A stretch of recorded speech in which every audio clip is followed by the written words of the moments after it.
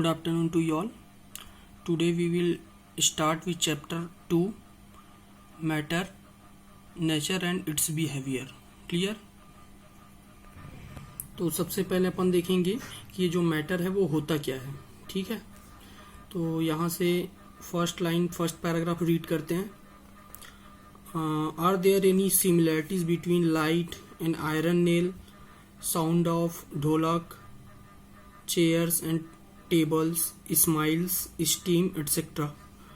What are the similarities between them and what are the differences? Let us do an activity to try to understand this.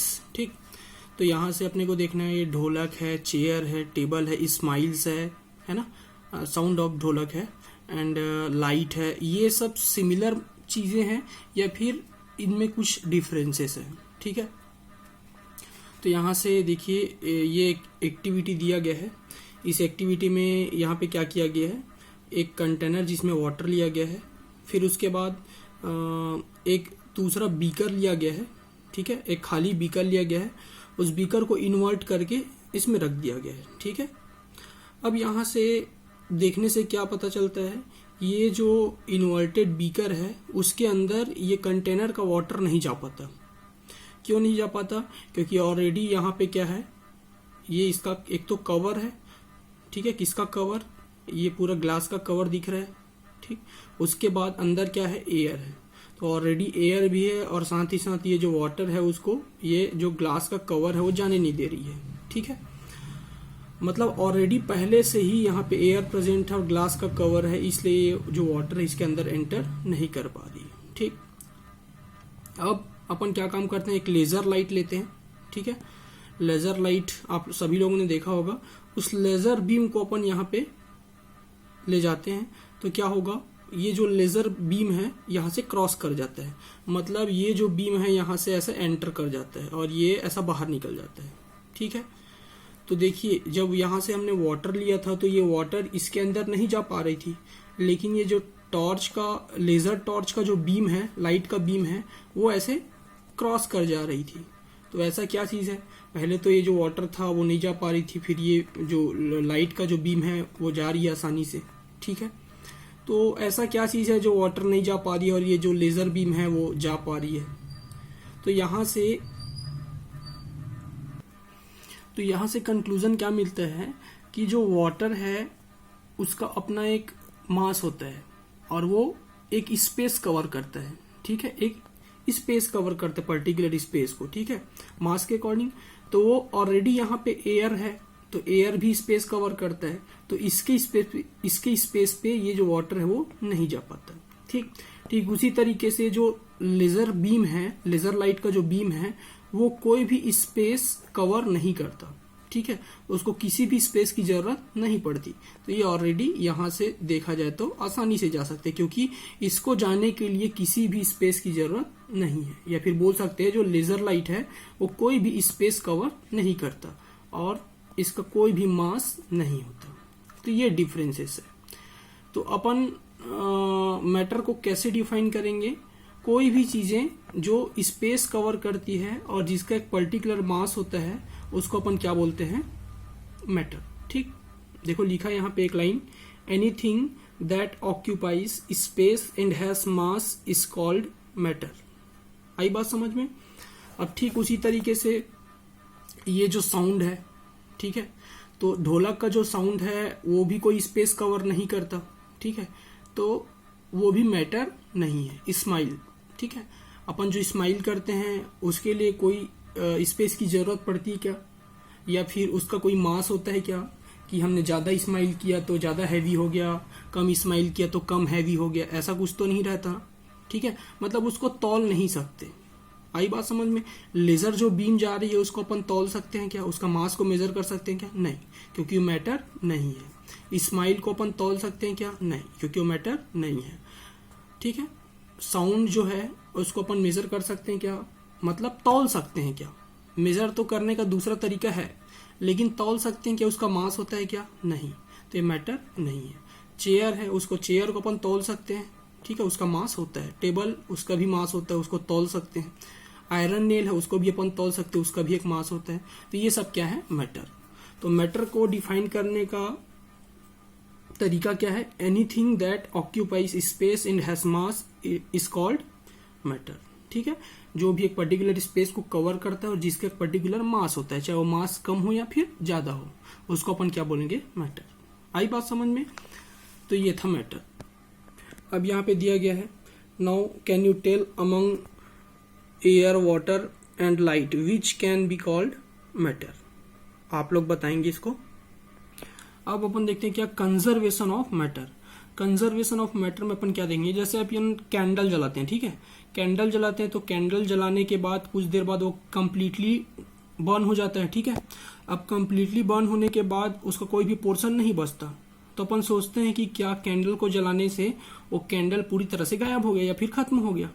ठीक है, तो यहाँ से ऐसा पहले सोचा जा रहा था, ठीक है, कि यहाँ से लिखा हुआ देखो, for a long time it was believe that they get used up or destroyed into burning process. ठीक है, मतलब डिस्ट्रॉय हो गया। Later attempts were made to understand the burning of candle, and we realized that it is a chemical process where oxygen is also involved along with wax. During this process carbon dioxide and water vapor are obtained as a product. ठीक है, मतलब ये एक तरह से chemical reaction है। ठीक है, केमिकल प्रोसेस है। ये चीज अपने को बाद में समझ में आई। ठीक है, जब मॉडर्न केमिस्ट्री आगे बढ़ता गया, ठीक है, तो समझ में आया कि वो जो वैक्स है वो खत्म नहीं हुआ था, उसके प्रोडक्ट में अपने को कुछ मिला था। ठीक है, ड्यूरिंग बर्निंग प्रोसेस। ठीक है, और प्रोडक्ट में क्या क्या मिला था? कार्बन डाइऑक्साइड और वाटर वेपर। इस बोलते हैं केमिकल रिएक्शन। ठीक, अब उसके बाद यहां से हमने क्या किया? मास को मेजर करके देखा। किसका किसका मास? रिएक्टेंट्स का। ठीक है, रिएक्टेंट्स मतलब जो इनपुट में था, ठीक है, और प्रोडक्ट का मतलब जो आउटपुट में मिला। प्रोडक्ट क्या क्या था? कार्बन डाइऑक्साइड और वाटर वेपर। दोनों का मास को मेजर करके देखा टेक्निकली। ठीक है, तो दोनों का जो मास है वो सेम मिला। ठीक है, मतलब जितना कैंडल का मास था ठीक उतना ही मास किसका मिला? कार्बन डाइऑक्साइड और वाटर वेपर का जो मास है उसको ऐड करने के बाद जो मिला। ठीक, तो इसको बोलते हैं क्या? Conservation of matter. मतलब मैटर को भी ना तो प्रोड्यूस किया जा सकता है ना तो डिस्ट्रॉय किया जा सकता है। ठीक है, ये केवल एक फॉर्म से दूसरे फॉर्म में कन्वर्ट होते हैं। आई बात समझ में? ये देखो लिखा है,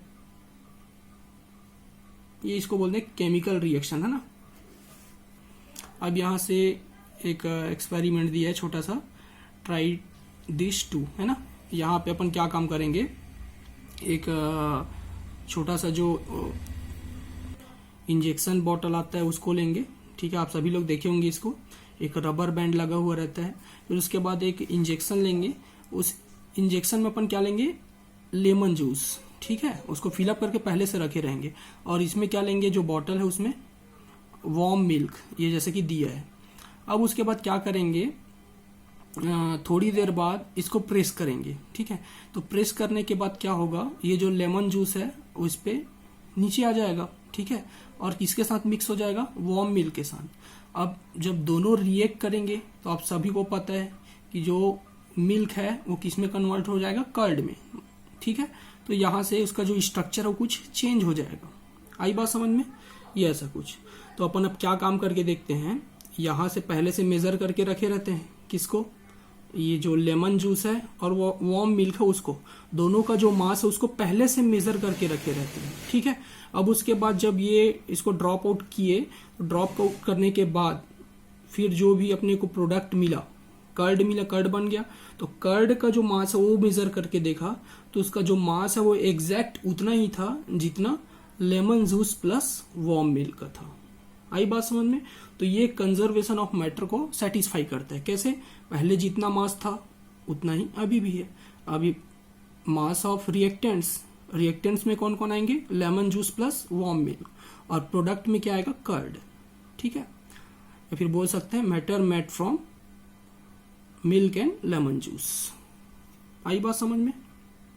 मतलब केमिकल रिएक्शन प्रोसेस के ड्यूरेशन में जो मास है रिएक्टेंट्स का वो किसकी इक्वल होता है? मास ऑफ प्रोडक्ट की इक्वल होता है। इसी को बोलते हैं कंजर्वेशन ऑफ मैटर। ठीक है, अब ये जो प्रोसेस है मैटर को समझने में, लेवाइसर करके एक साइंटिस्ट था, ठीक है, यहाँ पे दिया है एंटोइन लॉरेंट लेवाइसर, ठीक है, 1743 टू 1794। इस बीच इन्होंने एक्सपेरिमेंट किया था, ठीक है। पहले, इससे पहले क्या चलता था, एक एग्जांपल यहाँ पे दिया हुआ देखो, for example when water was distilled in the glass container for a long time, then fine sand like particles were found in the container. Therefore people thought that when water is heated for a long time it gets transformed into earth। ठीक, मतलब एक simple से example ऐसा देख लेते हैं, पहले क्या सोचा जाता था, ठीक है। जब ये लेवाइसर जो एक्सपेरिमेंट किया था उसके पहले की बात है, ठीक है, 17th सेंचुरी की पहले की बात चल रही है, ठीक है। तो यहाँ पे एक कंटेनर में, जो डिस्टिल्ड कंटेनर में एक वाटर था, उसको हमने क्या किया था, हीट किया, ठीक है। हीट करने के बाद कुछ देर बाद अपने को क्या मिला, सैंड टाइप का एक पार्टिकल, छोटा छोटा पार्टिकल अपने को कंटेनर में मिला। तो लोग क्या सोचने लगे कि जो वाटर है उसको अगर लॉन्ग टाइम तक अगर गर्म करें तो वो किस में कन्वर्ट हो जाएगा, किस में ट्रांसफॉर्म हो जाएगा, अर्थ में, अर्थ बन जाएगा, मतलब सॉलिड में कन्वर्ट हो। जैसे यहाँ पे सैंड पार्टिकल बना था ना हीट होने के बाद, तो लोग इसी को रिफरेंस लेते हुए ये सोचने लगे कि एक बहुत सारे वाटर को अपन अगर बहुत टाइम तक गर्म करे तो किस में कन्वर्ट हो जाएगा, अर्थ में। फिर जो लेवाइसर करके साइंटिस्ट था, उन्होंने एक्सपेरिमेंट को रिपीट किया और ये जो मिसकंसेप्शन था उसको दूर किया, ठीक है। तो उन्होंने जो एक्सपेरिमेंट किया उससे रियलाइज हुआ उसको, he realise that the type of glass being used was slightly soluble in water. फिर जब उन्होंने अपने टाइम पे जो एक्सपेरिमेंट किया तो उनको ये पता चला कि जो ग्लास का जो पार्टिकल था वो थोड़ा सा सॉल्युबल था, किसमें, वाटर में। ग्लास का पार्टिकल मतलब जो कंटेनर था वो ग्लास का था, उसका जो पार्टिकल उसमें मिक्स हो गया क्योंकि सॉल्युबल था, स्लाइटली सॉल्युबल था उसमें। तो वही जो पार्टिकल है वो उसमें बच गया। कैसे बचा, वाटर जो है वेपराइज्ड हो गया। देखो यहाँ पे लिखा है वाटर क्या हो गया, वेपराइज्ड। और वाटर वेपराइज्ड होने के बाद उसके नीचे जो पार्टिकल बचे वो किसका था, ग्लास का पार्टिकल था। आई बात समझ में। और उसी को लोग क्या समझ रहे थे कि जो वाटर है वो किस में कन्वर्ट हो गया, पार्टिकल में कन्वर्ट हो गया। तो उसी को रिफरेंस लेते हुए अर्थ बन जाएगा ऐसा सोचने लगे थे, ठीक। तो ये था मिसकंसेप्शन, एक तरह से केमिकल रिएक्शन था, ठीक है। अब देखते हैं मैटर अराउंड अस। अपने को जो अपने आसपास मैटर दिखता है वो कई फॉर्म में रहते हैं, ठीक है। जैसे कि कोई भी रॉ मटेरियल रहता है, ठीक है, तो raw material direct pure form में नहीं रहता, वो इम्प्योर फॉर्म में रहता है। उसको अपन अलग अलग मेथड से टेक्निकली सेपरेट करते हैं, ठीक है। तो अपने अराउंड जितने भी टाइप्स के मैटर मिलते हैं उनमें से 99% मिक्सचर और कंपाउंड के फॉर्म में रहते हैं, ठीक है। अब ये मिक्सचर कंपाउंड क्या होता है आगे समझेंगे, ठीक है। मिक्सचर कंपाउंड मतलब एक तरह से बोला जाए दो या दो से ज्यादा, ठीक है, दो या दो से ज्यादा मैटर का कॉम्बिनेशन, ठीक है। तो यहां से बहुत सारे एग्जांपल दिए हैं, जैसे मैग्नेट से, जैसे आपके पास एक रॉ मटेरियल है जिसमें से एक मैग्नेटिक मटेरियल और एक नॉन मैग्नेटिक मटेरियल, जैसे सैंड, ठीक है, सैंड और आयरन, आयरन नील बोल सकते हैं। तो उसको अगर सेपरेट करना है तो अपन मैग्नेट का यूज करेंगे, क्योंकि आयरन जो है मैग्नेटिक मटेरियल है और जो सैंड है वो नॉन मैग्नेटिक मटेरियल है, तो दोनों एक दूसरे से सेपरेट हो जाएगा। उसी तरीके से सी वाटर में से अपन सॉल्ट को कैसे अलग करते हैं, तो उसको वेपराइज्ड करके उसमें सोडियम क्लोराइड को अपन अलग कर लेते हैं, ठीक है। तो ये सब अलग अलग मेथड हैं उसको सेपरेट करने के। कोल्ड ड्रिंक्स में भी क्या क्या रहता है, शुगर रहता है, सॉल्ट रहता है, कार्बन डाइऑक्साइड रहता है, ठीक है। ये चीजें वाटर में रहती है। अब इसको अपन टेक्निकली अलग अलग मेथड से इसको सेपरेट कर सकते हैं, ठीक। अब यहाँ 2.3 में यहाँ पे टाइप्स ऑफ मिक्सचर, यहाँ पे एक्टिविटी दिया गया है। ABCD 4 ग्रुप हैं, ठीक है। सभी ने 100 ml क्या लिया, वाटर, ठीक है, बीकर में। अब उसमें क्या ऐड कर दिया, एक ने सॉल्ट, बी ने शुगर को, सी ने चॉक और डी ने कुकिंग ऑयल को, ठीक है। अब यहां से क्या देखने को मिलता है, क्वेश्चन दिया गया, देखिए यहाँ पे in which of the beakers are the components mixed completely and appears uniform. And second question, in which the beakers can be constituent still be seen separately. ठीक है, तो यहाँ से कंक्लूजन आप लोग खुद बताएंगे. ठीक है, तो यहाँ से कंक्लूजन क्या है इसका, सॉल्ट और शुगर वाला जो है यूनिफॉर्म. ठीक है, यूनिफॉर्म मिक्स हो जाता है, और ये जो चॉक पाउडर है और कुकिंग ऑयल है वो मिक्स नहीं होता. मतलब देखिए यहाँ से मिक्सचर, सभी मिक्सचर है, लेकिन एक यूनिफॉर्म तरीके से मिक्स होता है और एक नॉन यूनिफॉर्म तरीके से, मतलब सेपरेटली इसके पार्टिकल्स को देख सकते हैं. जो कुकिंग ऑयल है वो सेपरेटली अलग ही रहता है. ठीक है, अपर पोर्शन में ही रहता है वाटर का, और जो चॉक पाउडर है वो पूरा लोअर पोर्शन में रहता है, सेटल डाउन हो जाता है. ठीक है, लेकिन ये जो सॉल्ट और शुगर आप कहीं भी देख नहीं पाओगे. आई बात समझ में? तो इसका मतलब ये यूनिफॉर्म, ये नॉन यूनिफॉर्म. तो इस तरह से जो मिक्सचर है उसको, जो यूनिफॉर्म तरीके से मिक्स होता है उसको बोलते हैं होमोजीनियस मिक्सचर. ठीक है, जैसे शुगर और सॉल्ट वाला. ठीक, और दूसरा जो नॉन यूनिफॉर्म तरीके से मिक्स होता है जैसे कि चॉक पाउडर और कुकिंग ऑयल, इसको बोलते हैं क्या, हेट्रोजीनियस मिक्सचर. ठीक है, ओके, आज के लिए बस इतना ही. आप सभी लोग 2.3 का एक्टिविटी नंबर 2 तक रीड कीजिएगा सभी लोग. क्लियर? Okay, thank you.